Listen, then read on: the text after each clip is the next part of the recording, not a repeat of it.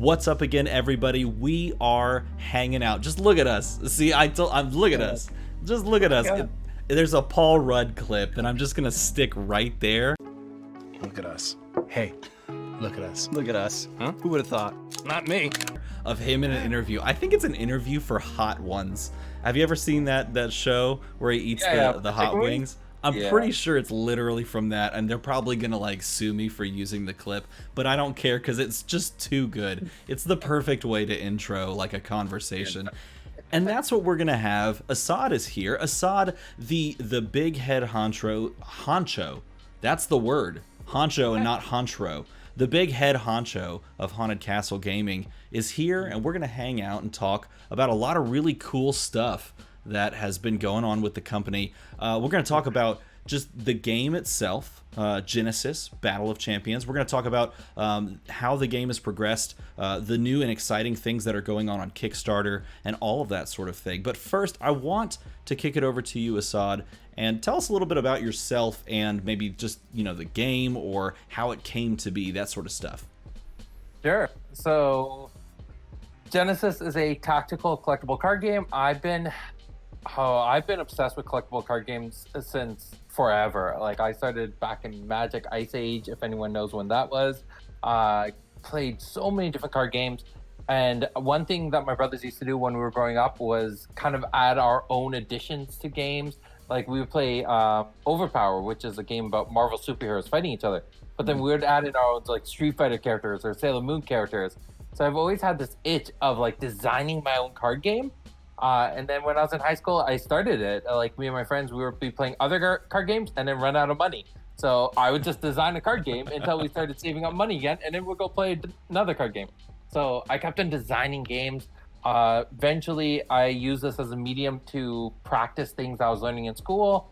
And then once I graduated, I was in the real world, working for a company, and I was like, okay, I need to learn more about testing, but there isn't enough for me to do at work. So I would make a game and learn about testing that way. And that's more and more about how Genesis came about. Eventually, I was like, I got to take this to market, see how far I can push it. And took it to market, 2017. We sold our amazing alpha starter kits, which we only had 30 of. And we're like, hey, all right, we got something golden here. We're going for it. And then just kept on hustling and pushing. Earlier in this year, I guess it's still 2021, we got partnership with some distribution. It got the game out into the States and into Europe. It started growing. Before that is when you and I connected, and the word started slowly getting out there. Mm-hmm.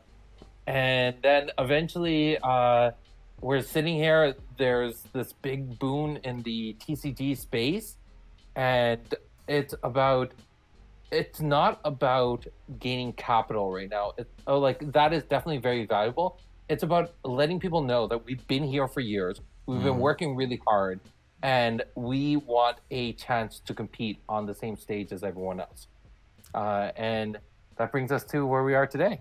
That's right. It brings us to a couple of things. It brings us to a world championship that you just wrapped up a couple of weeks ago, and going from that to a Kickstarter. Before we talk about the Kickstarter, which is going to be a really fun topic, let's talk about the World Championship. Tell us a little bit about how that played out, how that went, and what you kind of, I guess, gained from that from a intrinsic perspective, or how exciting it was to see it all play out on a larger scale and stage.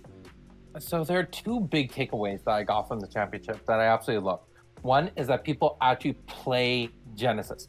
It's not a game that just sits on people's shelf. It's not something that just sits in people's binder. People are actively practicing, playing, coming up with strategies, talking about the meta, talking about characters that I created years ago, and being like, this is my favorite character, this is their lore. They're like, they know more about these characters than I feel like I do at times.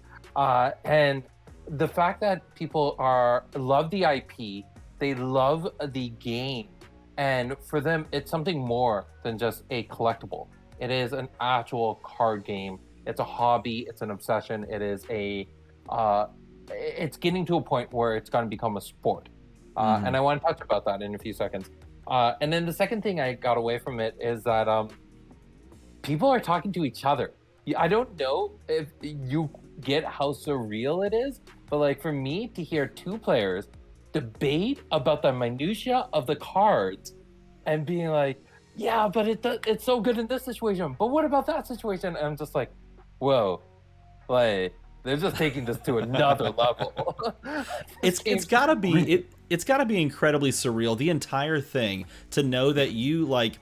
Well, we talked about this a moment ago. Behind you, there's Post-it notes of just the designs of just the characters of the game. Yeah, is that what you said it was?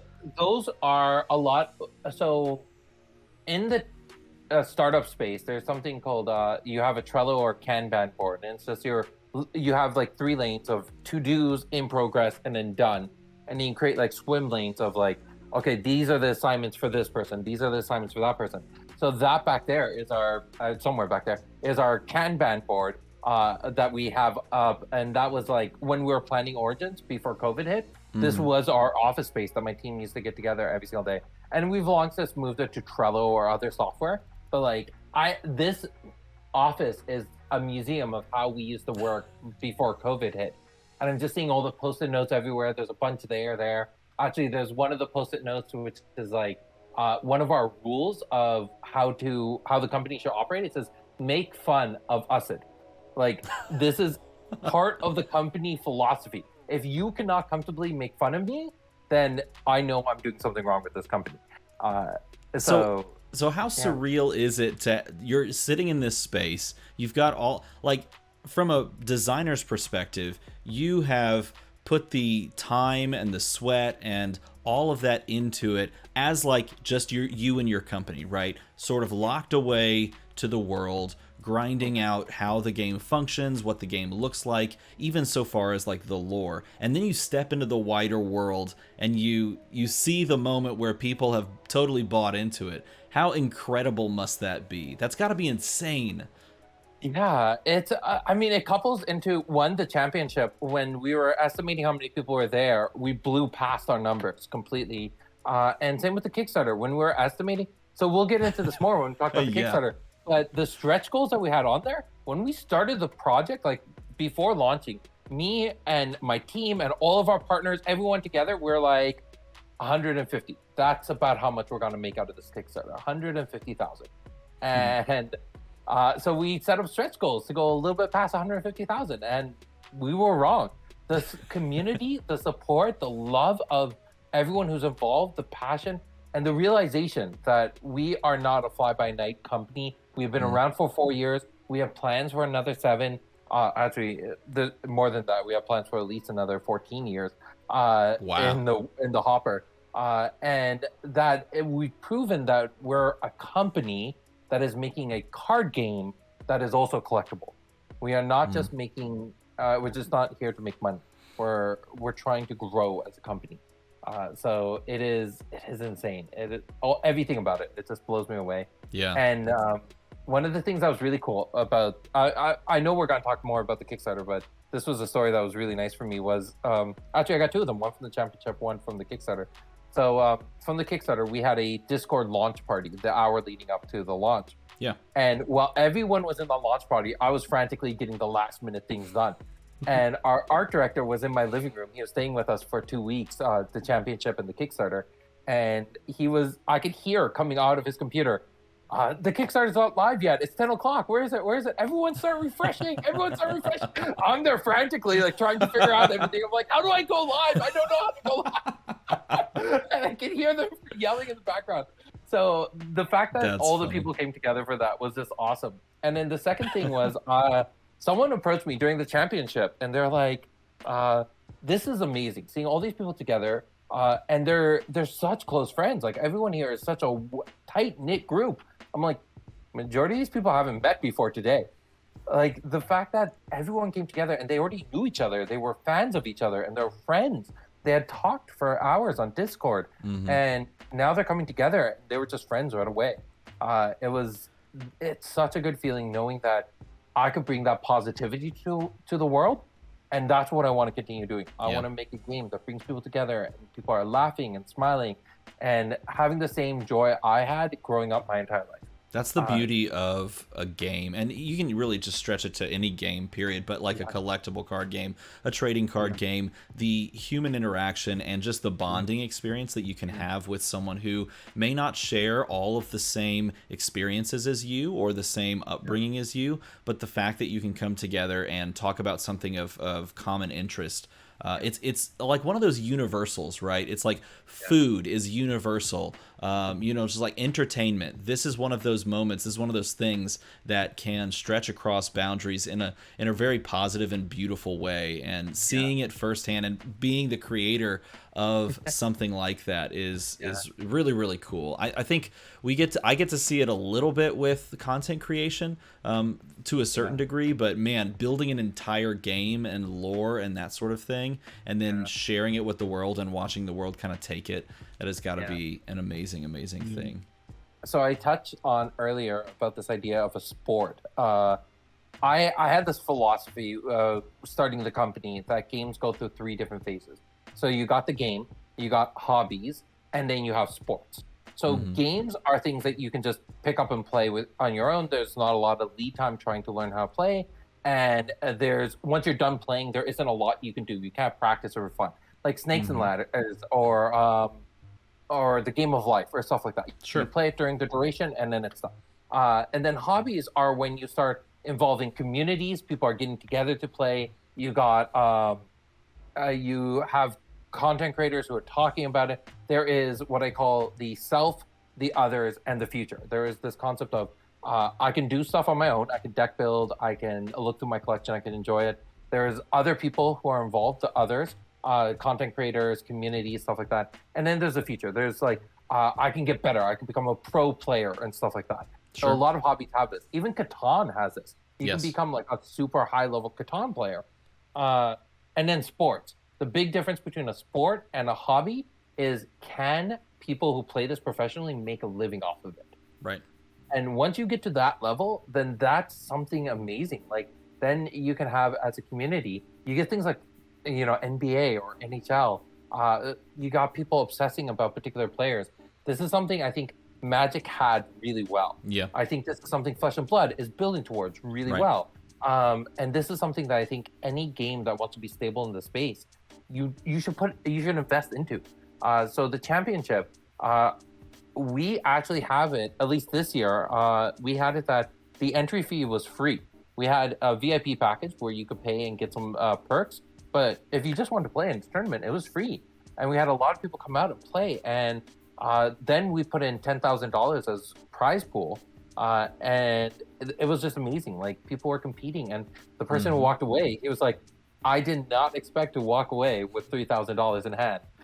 Like, that's a crazy feeling to think that, hey, that's a decent amount of cash. That's not a little bit of money. That's a decent amount. So the fact that we're building towards that is something very exciting for me too. And in a way, what you've described too with those 3 phases, you've described something that's also sort of a scaffolding system, right? Where entry-level players to the game can kind of experience it for the first time, play the game, and then walk away, and then process it, and then can choose to move up to the next rung of the ladder, if you will, or the next portion of scaffold, and become part of the larger community where they get connected to others, and in the process of being in that and interfacing with that community, can choose to either vault themselves up from that point and try to actually make some money out of it and experience the game in a different way. And that's the interesting thing too, is you're experiencing the game. All 3 phases are involving the game, but it's how you choose to interface with it and with others that are interfacing with it that you've managed to create and are continuing to create with Genesis. So kudos to you. And it's definitely paid off, because the Kickstarter, I think, was successful. I think the Kickstarter's been fairly successful. What would you say about the success or failure of said Kickstarter that started, I don't know, like 25 minutes ago? I don't know. It was very, very fresh and new, right? So one thing that was really interesting when we launched the Kickstarter, so many people give us a bit of grief about the fact that we set our funding goal so low. They're like, oh, are you not taking this project seriously? What are you going to do it? And at the end of the day, we know one way or another we're going to release Origins. The question was about, can we release Origins how successful as a set would it be? And the big thing that Kickstarter provides us is a platform to talk to a larger audience and an opportunity to do some marketing that we really couldn't do outside of that platform. So when we sent that original goal, it was about, okay, with this type of money, we can really take Origins to the next level. We can do something really, really cool with it. So we only set a minimum funding goal of 15,000. And the crazy thing about it was when I hit submit and go live, before my computer could refresh and tell me that you're live, I already got the email saying that we were funded. Like in my inbox, right beside each other was, your project has gone live. Your project is funded. It was you need to take a screenshot of that. Have you taken a screenshot of that? Okay, good. I took a screenshot of it. I'll share it to you. I sent it to my family. That was the first thing I did. I was like, family, check this out. And they're like, congratulations. I'm like, yeah, I know. It was crazy. You need a screenshot of it and like frame it, okay? Because like that is a milestone, definitely. I printed out both emails and I'm gonna put them in frames. There you go. See, that's the way to do it. That's something you want to remember going forward, because that feeling of like overwhelming support, those are kinds of things that you can kind of carry you when you're really struggling and really trying to grind something out, you know? Yeah. It was amazing, and to have the entire team with us at the moment of launch, it was crazy. It was such an experience. It really felt like a celebration, proof that everything we've done for the past 4 years, and a lot of people don't know this, and I talk about it in some interviews and stuff like that, but me and my team, no one has taken any money out of this. This has completely been out of love, passion, dedication, and volunteer work. I have taken a significant risk where I'm doing this full time, right? I'm not bringing in any salary, but a lot of my team has either gone to part-time on the full-time job to work on this, or they're working on this full-time all concurrently with another full-time job. Yeah. So they're working like 80 hours a week. A lot of the team has taken significant pullback because they believed in the project, especially in 2017, 2018, when I was pitching it to everyone. And this was, pre Flesh and Blood, pre the TCG Renaissance. Yeah. And people are like, no, this isn't going to happen. I had that handful of people who are like, no, I know you well enough that you will make this happen. And having the support every step of the way, if you don't mind, I want to give a special shout out to like Lionel Nunes, Chris Harnerine, Alex Miller, Demian. I'm not going to try to pronounce his last name. I was hoping you would, so I didn't have to like look it up and try myself. Because when he pronounces it, he sounds like, "Oh, don't mess with me" type of thing. I'm like, all right, I won't say it. He is awesome. He is so awesome. And then like my family, who's been there, my in-laws, my wife, my dad, who's been so supportive. Like, there's been so many people, day in, day out. And like my dad was saying the other day, it's like, oh, I wish I had the money to support you on the Kickstarter. I'm like, Dad, you have given me meals every single week for like 4 years now, because I come to his place every week to see how he's doing, and he gives me dinner and lunch the next day. I'm like, you don't know how supportive that is, because that was like actual hearty meals that I was having, where most of my time I was just on the road eating Subway. So having a warm meal was phenomenal, and my family and friends were so supportive, and it's just amazing, the stuff we've been able to accomplish. So hopefully with this Kickstarter, between the Kickstarter, the championship, and distribution, we'll make a pretty significant pivot, and I can actually start hiring staff full time, and that would be very useful. But regardless of that, I know that the team will do whatever it takes to produce a very good game that people will play and enjoy for years to come. I'm rambling. No, that's awesome. No, that's an incredible story. Here's the thing too, like, we, on our side of things, we don't know this. This is not like public knowledge. The experiences that you have of creating the game and the battles and the struggles and things like that of trying to find distributors, all of that stuff is not public knowledge and readily known by us. And so to be able to hear the experience is even more sweet, to know that something like this occurred where you pressed a button and then you crossed your fingers, and then before the button actually finished being pressed, the thing that you were hoping for ended up working out. I think that is that's an incredible achievement. And so it's really exciting to know that you guys have worked so hard and so tirelessly to pull it off. And as far as Origins is concerned and the Kickstarter is concerned, it is an incredibly exciting kind of, I want to call it like a specialty set, because with Kickstarter, you're able to do all of these sort of stretch goals and specialty items. And so this is more of a, I guess specialty set is the right word. Would you agree? It is. The thing I love about it is truly a thank you and a love letter to the community. Origins, the initial name for Genesis, the card game, was supposed to be Origins. It was Origins, then it changed to Origins Battle of Champions, then it changed to Genesis Battle of Champions.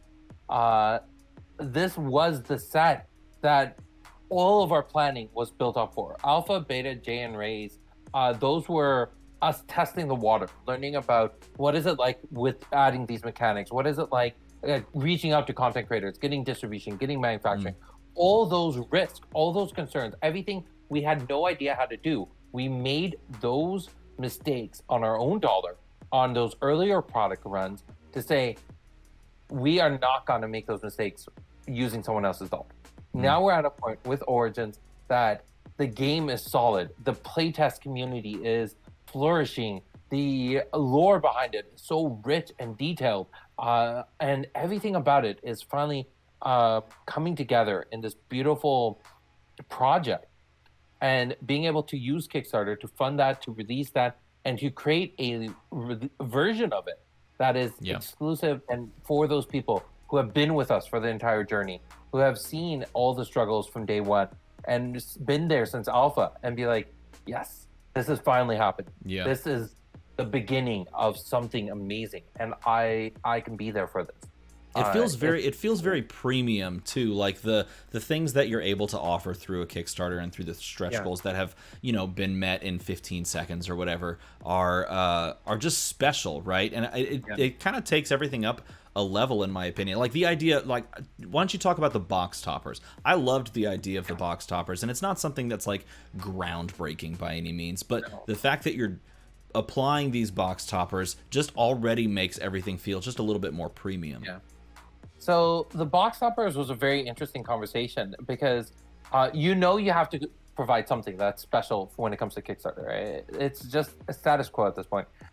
So what we did is we went through all of our playtesting notes, and we found the one card that every player who did playtesting for Origins was like, I am most excited for this card, and we turned that into the box topper promo. We are not making a case for that. You get the best card from the set as an alternate art that Damian has worked on. It looks gorgeous. It's that electrical storm, and it emphasizes.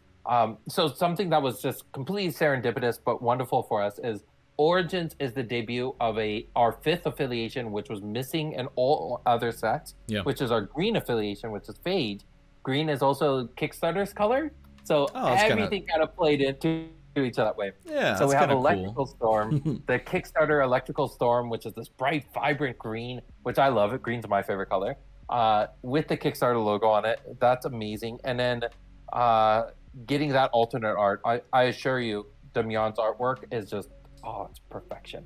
He is such a phenomenal artist. So being able to do that, then the second piece to it is we have in our game epic rares. These are full art, extended art versions of regular rares. And when we released JLR 2nd edition, everyone was asking for foil versions of those. However, big reason why we didn't put foil versions of those into the set is because then when you get a regular epic rare, it doesn't feel as special. Definitely. There's no value add to it. So now you can get your any rare card in a rare version, an epic rare version, and the foil rare version, right? So you have 3 different versions. But then if you have the epic foil rare, it just makes all the other ones feel a little down bit lower. A peg, totally. But at the same time, we don't want to say to our community, hey, we're not listening to you. We know they want these. So let's add them as a box topper. So your second card in your box topper is going to be that foil epic rare. And those are going to be awesome. And you're guaranteed to get one now. You're not going to have to, it's not one in every several boxes. You're guaranteed that your box topper will have that. And then you got the third card in that slot. And that can be either another foil epic rare, a signed card from Origins, a sample card from Origins. But then the big thing in here is I am taking cards that are labeled as pre-alpha. They're labeled as pre-alpha because they are tournament legal Genesis cards, but instead of having the alpha logo on them, they actually say JAE, because the original set for Genesis was going to be Welcome to Jalara, and then we pushed that out to 2 years and rebranded the first set as alpha. So when we did that, we actually did a small, very, very small print run of cards that have the alpha border frame, but with a Welcome to Jalara logo, a set symbol on it. So those I held on to. It's my personal collection. I was just gonna be like, yeah, I have these. They were just a memento of the time when we started the game. But now it's at a point that those are just sitting in a special place in my apartment. It's, tucked away, hidden, so no one can steal them. But if they're just gonna sit there and just sit in a box, I want to give those out to the community. I know people are gonna get that, frame it, and be like, I have this card. I have this piece of the conversation. They're going to appreciate it way more than I ever could. And I love the fact that the game's got to that point. That I'm not the one who's just sitting there being like, hey, I finally got my full collection. No, there are so many people out there who are fighting to get that full collection. And I want to give them an opportunity to own something that no one else has. It's literally my own personal collection that I'm tearing apart and putting into these box toppers. See, I think everything that you've described right there, that is the hallmark of why I think the Kickstarter was successful so quickly. Because everything that you described was incredibly well thought out, and it was incredibly thought from a perspective of the player.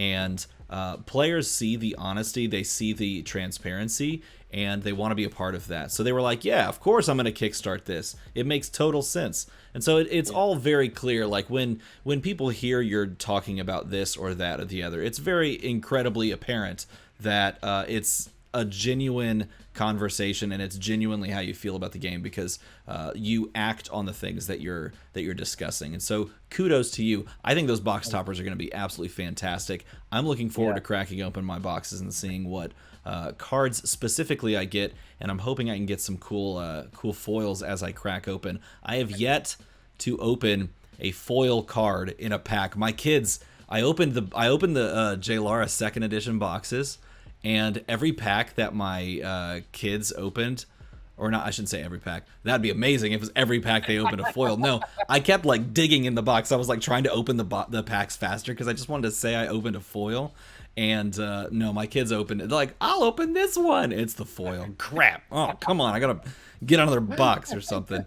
They both opened one too, which was very funny. So I'm hoping I get something really, really fun from the boxes that I get. I actually have something really special I need to send out your way. I know you love the artwork for Cognitive Restriction. Yeah, it's right there. It's off camera. You can't see it.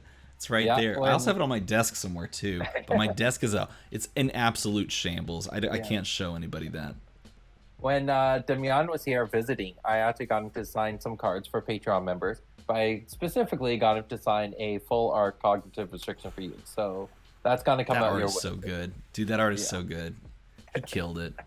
Yeah, that's incredibly kind. I really appreciate that, because that art is like one of the best pieces. Period. End of story. I mean, I'd be curious. We could have a long, drawn-out conversation about best art in the game, just because I love talking about that sort of thing. But I want to jump to this before we run out of time. So the Kickstarter is totally funded, right? We can all assume that that's the case. Stretch goals are like totally stretched. Are there any other stretch goals left? No, wait, there are a couple of like community stretch goals, right? So we had the stretch goals, and then in our pocket, we also have the stretchier stretch goals, and that's what we're in right now. We're in a phase of the stretchier stretch goals, and they're literally labeled like that. I love it. And then if those get funded, I also have the stretchiest of stretch goals in my back pocket if needed. But the big thing are the community things. I talked about this in a lot of my update videos, but the key here is Kickstarter is an investment. And when we talk about investment, it's not just about getting capital. It's not about the present moment. It's not about accelerating where you are today. It's about the future. It's about the long-term play. And having investment right now is always useful. There's always value to that. However, if I want the game to succeed and thrive and grow, I need to know that the community has the ability to connect and converse with us at Haunted Castle Game. it needs to be a two-way communication. And that's why we ended up creating stretch goals that are particularly focused around Facebook and YouTube. Those are the two places where I'm on there all the time. I'm easily accessible. And I want to make sure that the community has the opportunity to chat with me if they ever need to. So we created the stretch goals, the Facebook ones being if we hit particular milestones, then we'll end up allowing the community to pitch card ideas that will go through its own process of getting refined and then doing an elimination bracket and all that kind of stuff. And then the winners of those pitched ideas will get the cards printed into future sets. I saw that. That was really cool. We've done this before. We've done these type of contests twice before. I'm very successful. Had a lot of fun with them. We're actually doing one purely for the backers. So anyone who's backed can now send an email to backers at Haunted Castle Gaming with their card ideas, and they can already start getting it submitted. And Alex Miller from the game design team, leading the game design team, he is going through those emails, putting them into slide decks and refining them, making sure that the verbiage is good. And we're starting to build that roster out. So that's already running. And then the YouTube ones I'm really excited about because if we hit particular subscriber counts, then we will start opening up booster boxes and giving out the contents of the boxes to whoever's watching live stream. And higher and higher the count, the rarer and rarer the product, up to the alpha booster box, which recently sold on auction for $5,000. So being able to crack one of those, I have personally never opened up an alpha box and opened up every single pack myself. I've always either sold out packs. Like, there's so few that actually hit the market. A lot of them are sitting in our company vault to be given away to future championship winners. That's cool. And so only, I think about 8 to 10 of them actually hit the market. And of those, I didn't get to open all 20 packs. There's only one person I know who could have possibly done it, and he never responded to me if he actually did. So he left you in the dark. Yeah, I know. So having this opportunity to open up all 20 packs myself is actually like, it would actually be a one-of-a-kind experience, actually. So that'd be really cool. That is cool. Let me ask you this. So with the Kickstarter, of course, being funded and the stretch goals being very stretchy in general, what is the next steps once the Kickstarter concludes? Because there's still a ways to go for the Kickstarter to actually conclude. But once it does conclude, what are your next steps and processes that go into, actually into effect once it has closed down? So what this really gives us the opportunity to push towards is a more community-focused company. And the things I want to look into is how do we establish, solidify, organized play across all our partnered stores? How do we get our circuit tournament, which will be an opportunity for people to compete and get better at the game, leading up to the championship tournament? How do we turn this game from being a hobby into a sport? That's the big step. I want to get to a point where there's somebody out there who could say, hey, my entire yearly salary was funded from playing this game. Because then we can get into serious competitions. Then we can get into people taking the game and refining it to a point where it has all the levels that's required for a game to be to last the test of time. Because I don't want to be a game that's only around. Like, we've been around for 4 years. That's wonderful. Doing the next 4 years, that's very possible. I want to make sure we're not around for the next 40 years. I want to retire and have this company still going on, right? I do not want to see this as a short-term project. Sure. And so there's a lot of things that I want to do, which are going to be building those foundations, making sure that we are stable, we can grow accurately, that we can have a good network of players and strong conversations across the board. There's so much I want to do, but a lot of that comes down to just doing it right, thinking about it, being methodical, and taking in feedback every step of the way. Yep, and I think not only that, but I also think like something like this, which gives you exposure, it gives you seed money and funding to continue that trajectory going forward, is a fantastic jumping off point or next step. Now, I got to ask. So I think it's posted on there. what is the official release date of Origins? So we put in a little bit of extra buffer space on when it comes to the shipping and release for the Kickstarter because I have it on there for July. Yeah. The big reason is we've seen this time and time again. I have firsthand account that the shipping, like how the shipping crisis has affected us. So when I say, hey, the paper has been ordered and it is on its way, we also know that there's issues when it comes to leaving its mill and coming to the manufacturer, getting out of the port, because the port can hold on to the paper for 3 to 4 weeks. Then it gets over to the manufacturer. They have to inspect it for quality, make sure everything's solid. And then once that's good, then we have to go into the production line. And the problem with the production line is right now, you can imagine as a, as a manufacturer, or when you have your schedule together, you're like, okay, we're working on this project to say this project's going to take all of December. This project takes all of January. This project takes all of February. Well, the project you have scheduled for January, the paper doesn't come in till March. Sure. Well, then the project you had in March, what are you going to do with that?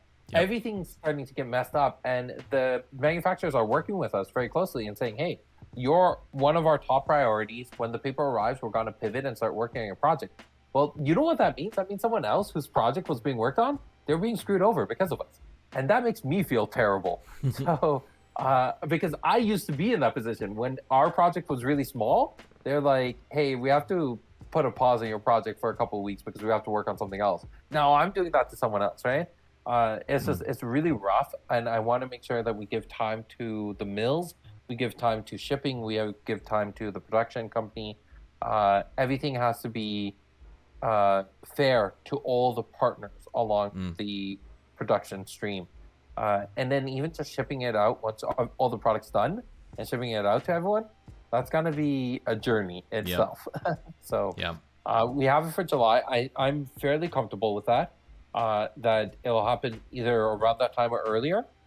But I also hope that the community will understand if I ever need to put up that update video saying, hey, there are delays. I hope that they will understand, and we'll be transparent.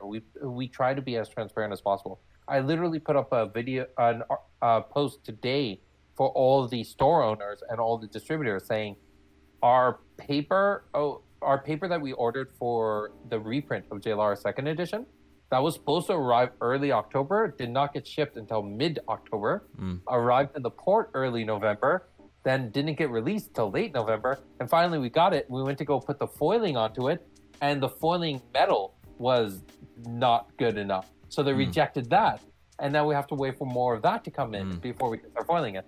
There is so many minutia, right? Yeah. It's all the minutia that you, from our perspective as consumers, we don't even think about, right? I mean, the paper doesn't just naturally come foiled. There's like steps and processes that have to go into inspecting paper quality. Why in the world would that matter? And then you get the card and you're like, oh man, I wish this would have been inspected for quality. And you're like, oh, there's the reason, you know? So it's all of those things that we don't even think about that kind of lead to that possibility for delay, or things that you have to plan around, right? Yes, yeah, exactly.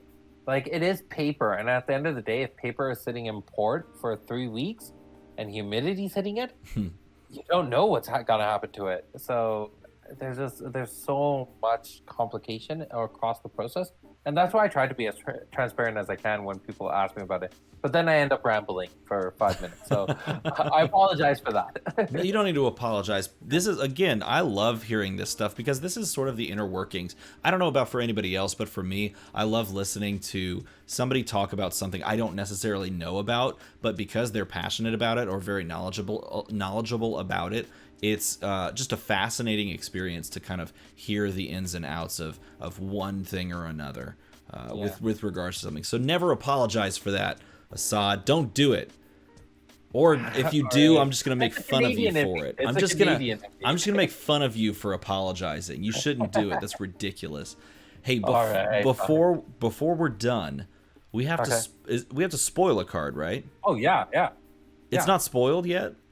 No, you're the first one who, the art has been out there. Some people have seen it, but when it comes to the details of the card and all that kind of stuff, this is yours. Okay, are you ready to do this thing? I have the card queued up.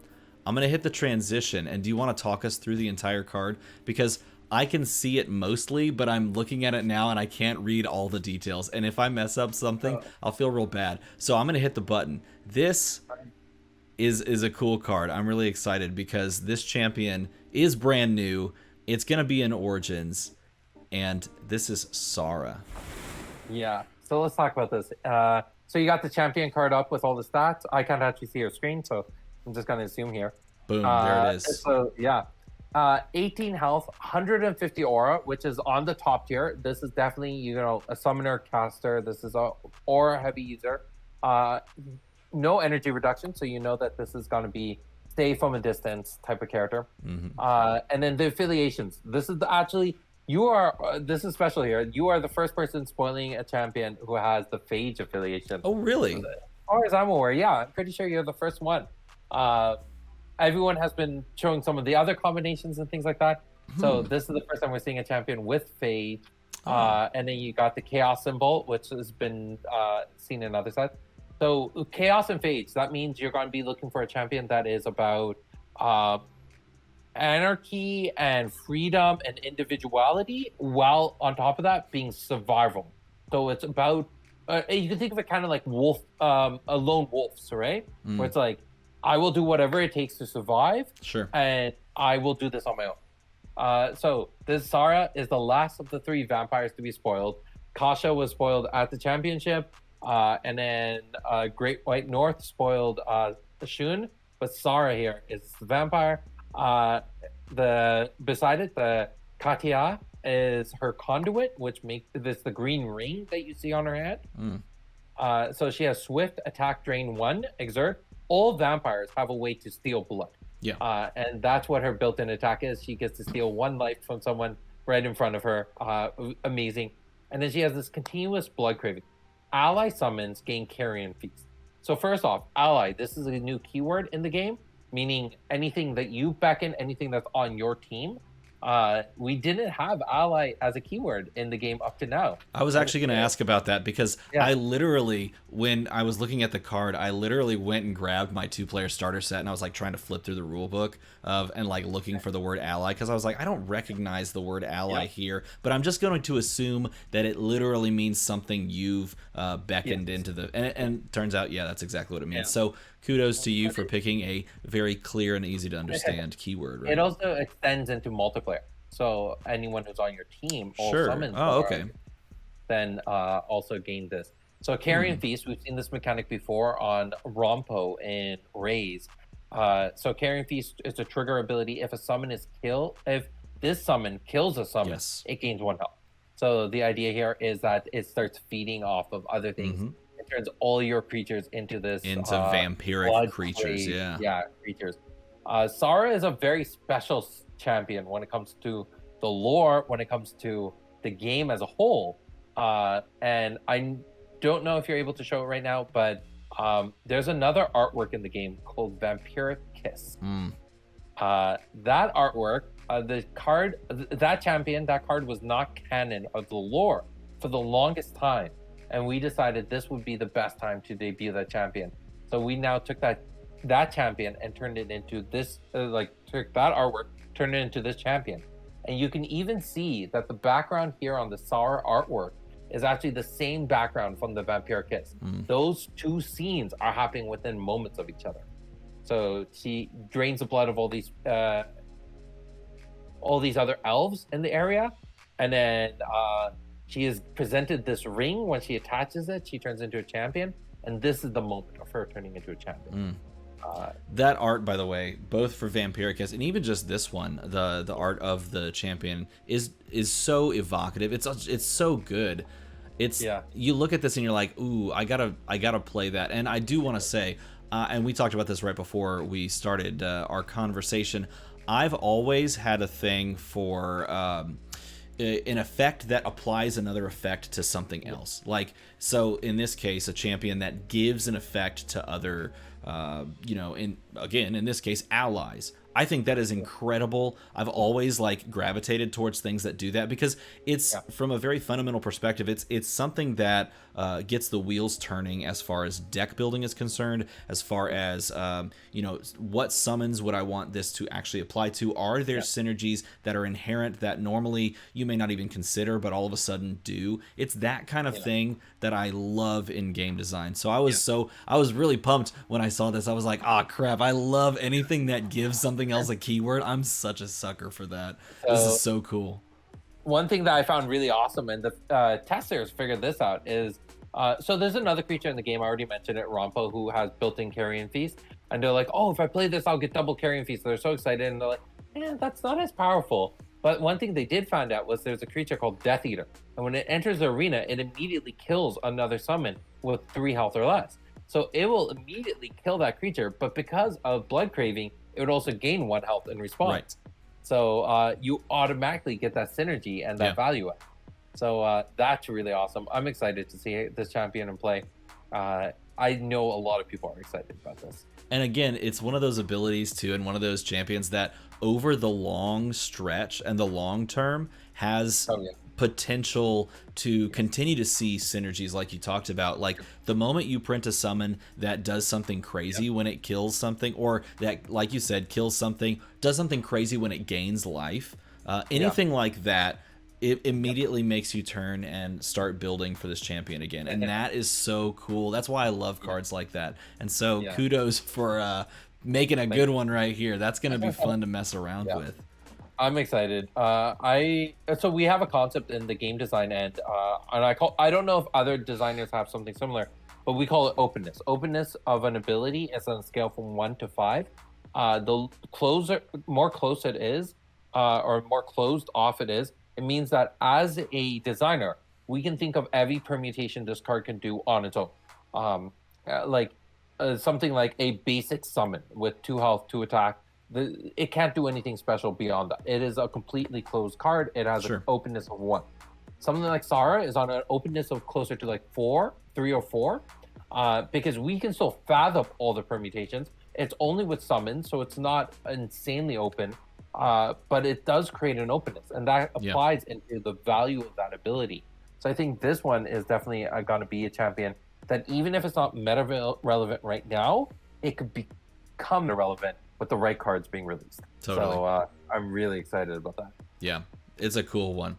I gotta say this before we wrap up. Congratulations on a very successful Kickstarter, a very successful couple of years, 4 years running, and a successful couple of weeks. Do you have any final parting words for us and the viewers and all that?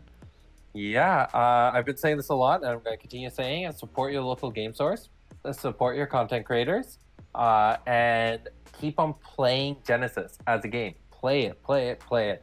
And then a last thing that George from Compete Sports always rags me on, but I need to promote myself, so please go back to Kickstarter as well. But I encourage you, if you are on the fence, go buy a starter kit, play the game at home, see how much you like it, and then at that point you can now decide if you want to back the Kickstarter. 1000%. I think those are very wise words. Just give something a try. Just give it a try, see what you think, and go from there. There's nothing more just straight up honest than that, right? Literally try it for yourself and see if it's worth your time, your money, and all that. And all we do is hope that it is, right? Yeah. The last thing I'd want is for someone to back this Kickstarter, get the game, and be like, oh, I don't really like this, right? I want people to go play the game, see if they enjoy it. And if you genuinely do, come join us on the Kickstarter. There's a lot of people who are in the same boat as you and want to be talking to those other people about their love for the game. So let's build that community up. Indeed. Well, Assad, it's an absolute pleasure to have you on again. We got to do it again sometime soon. Maybe we get together, hop onto, Tabletop Simulator and jam some games. What do you think? Yes. Yeah, and then you could actually play with Sara on Tabletop Simulator. That's true. Now it's spoiled. We just slam her down there and put something together. See if we can find something that the play testers haven't caught yet, and break it. That's what you want in your game, right? Brokenness? Is that what you want? You want broken? No, you don't want that. We'll do it anyway. Well, let's do it. as I normally say, to the viewers. As always, everybody, thanks for watching.